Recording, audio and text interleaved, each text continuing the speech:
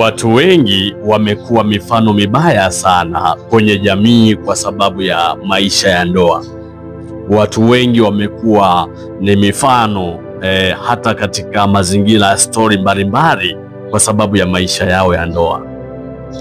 Hii inaelezea kwamba baadhi ya wanajamii wamekuwa mifano mibovu sana juu ya kizazi kinachokuja kuhusiana na masuala ya ndoa.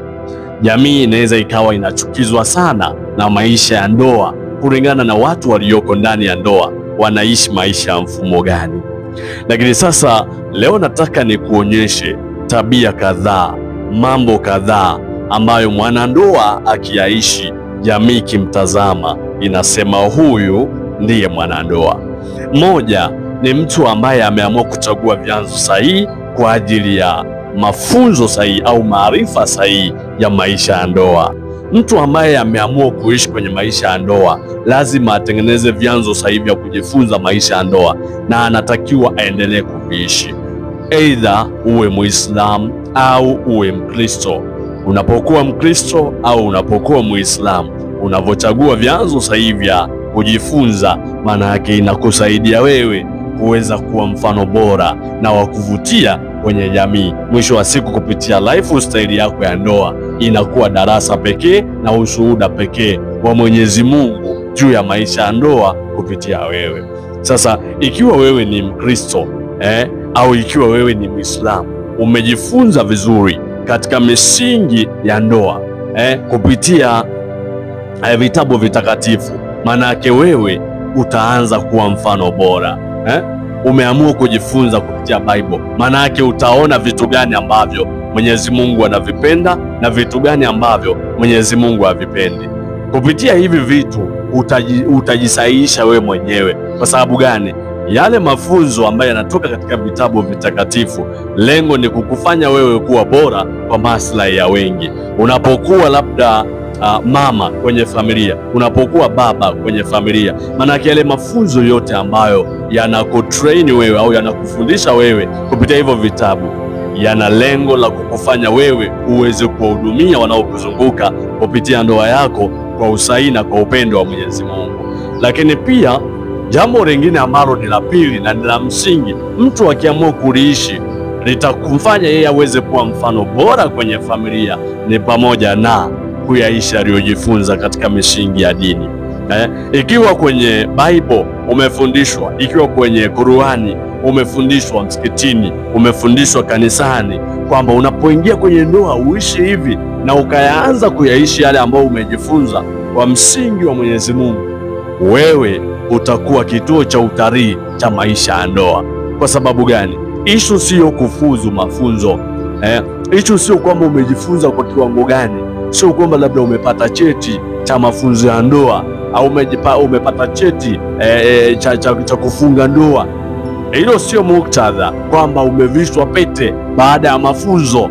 No, ishu ni kwamba kile ambacho umejifunza unakiishi, kile ambacho umekipata kupitia vitabu vitakatifu, kupitia watumishi wa Mwenyezi Mungu, kupitia waja wa Mwenyezi Mungu ambao wamewekwa na Mwenyezi Mungu, wamechaguliwa na Mwenyezi Mungu kutumika kwa ajili ya kumwakilisha yeye katika kuendeleza kile kitu ambacho ni mapenzi ya Mwenyezi Mungu, unakiishi. Ikiwa utakuwa unakiishi hichi kitu ambacho umejifunza au haya maarifa ambayo umejifunza kupitia watumishi wa Mwenyezi Mungu, kupitia kanisani, aidha kupitia msikitini, itakusaidia wewe kuwa mfano bora kwa jamii, na jamii ikikuona inasema huyo ndiye mwanandoa. Lakini sio tu hivyo tu, malezi. Unapokuwa mwanandoa ukaamua kuchagua malezi sahihi, aidha kwa ajili ya mwenzi, maana hata mwenzi anatarajia malezi ya mwenzi. Kwa hiyo ukaamua kuwa na malezi bora kwa mwenzi, watu watasema huyu ni mwanandoa. Kwa nini? Unapomlea mwenzi wako vizuri, unapoamua kumtunza mwenzi wako vizuri, awe mume au awe mke, manake yale ni sehemu ya malezi. Manake utamfanya yule mwenzi wako aweze kuwa mtulivu na aweze kuwa salama, asifarakane na Mwenyezi Mungu, lakini pia asifarakane na jamii. Anapokuwa mwanandoa wa hovyo kutoka kwenye familia yako au kutoka kwenye ndoa yako, moja hawezi tu kuchafuka yeye peke yake, na wewe utachafuka. Watasema mume wake fulani, watasema mke wake fulani. Ni kwa sababu gani? Umeshindwa kuwa na malezi sahihi. Na malezi sio tu fedha pekee, sio chakula. Malezi sio tu labda tendo la ndoa, sijui haki ya ndoa tutumie hivyo japo sina nia mbaya, lakini haya yote sio tu kwamba ni malezi tu ndo hayo. No, kuna malezi ya kusaidiana kuwa na tabia njema kwenye jamii. Mke wako labda ana tabia fulani ambayo sio nzuri, unatakiwa umlee aachane nayo hiyo tabia, kwa muktadha wa kumweka yeye vizuri, na watakaposhuhudia jamii umemrekebisha, umemsaidia mke wako amekuwa bora, umefuzu kwenye swala zima la malezi. Na unapofuzu kwenye swala la malezi, watu wakikuona watasema huyu ndiye mwanandoa. Ndiyo. Lakini pia malezi hayaishi tu kwa wenzi peke yao. Malezi yanatakiwa yaende mbali hata kwa watoto. Wanandoa ambao wameamua kujifunza vizuri maisha yao ya ndoa katika vyanzo sahihi vya maarifa, nikizungumzia vitabu vitakatifu, na wakaamua kuviishi vile vitu ambavyo wamejifunza katika vitabu vitakatifu, watakuwa na malezi bora kwa watoto. Watoto wao watakuwa na hofu ya Mwenyezi Mungu, lakini watoto wao watakuwa na tabia njema katika jamii. Licha ya kuwa teknolojia inaweza ikaleta disturbance katika fikra za watoto, lakini malezi ya wazazi yaliyo bora yatawasaidia watoto kutofautisha lipi baya na lipi zuri.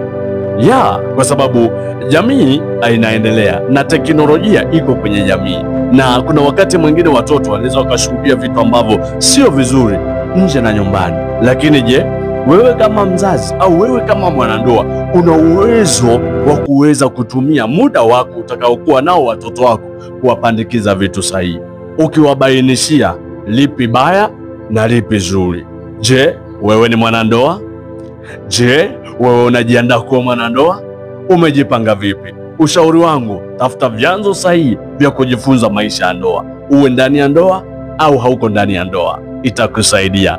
MC Kakatiba Official, the God Voice.